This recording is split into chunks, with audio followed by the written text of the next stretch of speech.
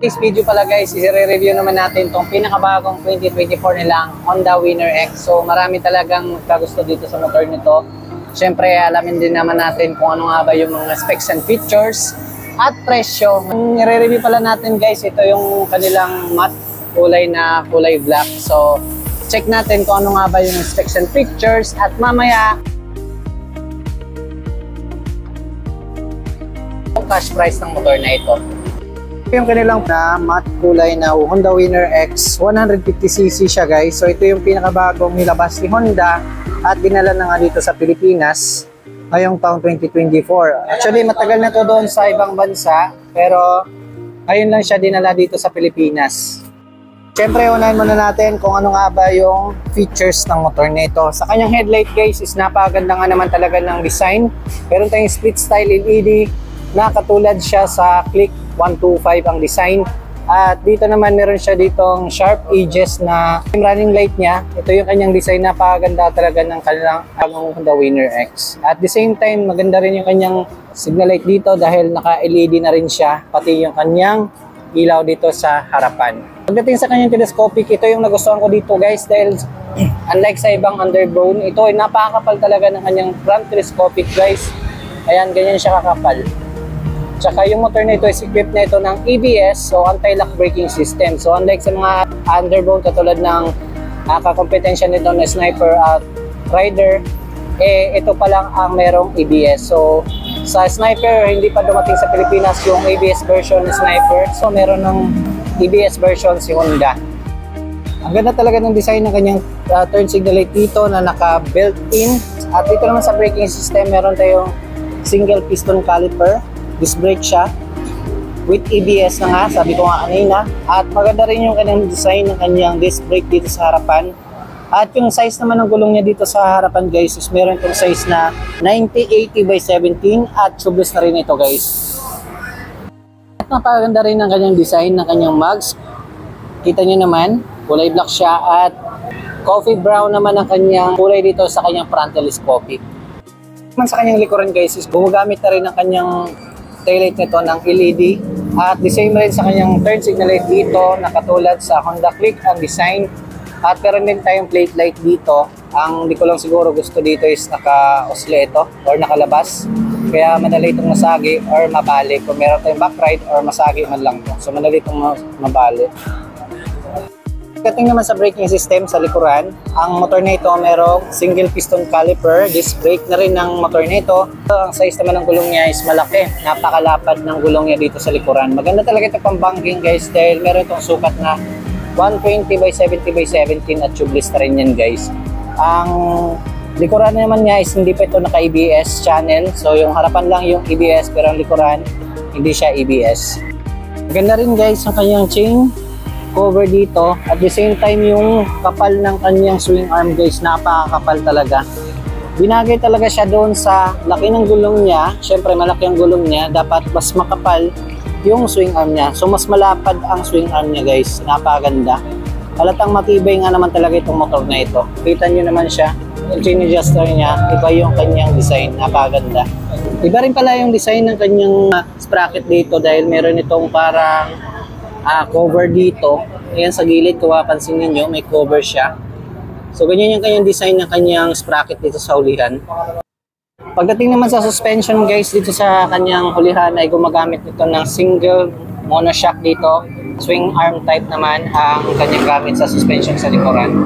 Napakaganda rin ang design guys ng kanyang footrest dito sa backride. Ayan o. Napakaganda ng design. Shifting niya, ganyan ang kanyang design dito. Yan. Pero dito yung sporty muffler niya dito. Napakaganda ng tulong nito guys nung na-test drive ko ito sa Las Piñas. Napakaganda talaga. Ang ignition system naman ng motor na ito ay gumagamit na ng keyless, pati yung kanyang non-ABS nila ay keyless na rin guys. At dito naman sa kabila, meron tayong USB charging port. Yan. So kagandahan meron itong USB charging port, lalo na kung gagamitin mo ito pang hanap buhay or pang long drive, maganda meron tayong charging port. Pindutan nyo naman guys, meron tayong electric start dito, pero wala yung kickstarter guys. Electric lang, wala siyang kickstarter. Unlike sa Rider na meron siyang electric tsaka kickstarter. So katulad nyo sa ng Sniper 155, meron lang electric start. Bila naman guys, meron tayong high and low, pass switch. Yan, pass switch. Meron tayong pass switch at busina. Busina, turn signal light. At wala na, yan lang. Rin pala ang motor na ito ng fully digital meter panel gauge. Karami ka ng mga information na makakatulong sa iyong pagmamaneho. Pansin din natin guys, ito sa kanyang headlight pala guys, is dito natin makikita yung kanyang busina. Ayan, dyan nakatago guys. So, may air vent siya dito para pumasok yung hangin. Equipped na rin pala ang motor na ito ng sleeper clutch assist para sa smooth pag-change ng gear from low to high.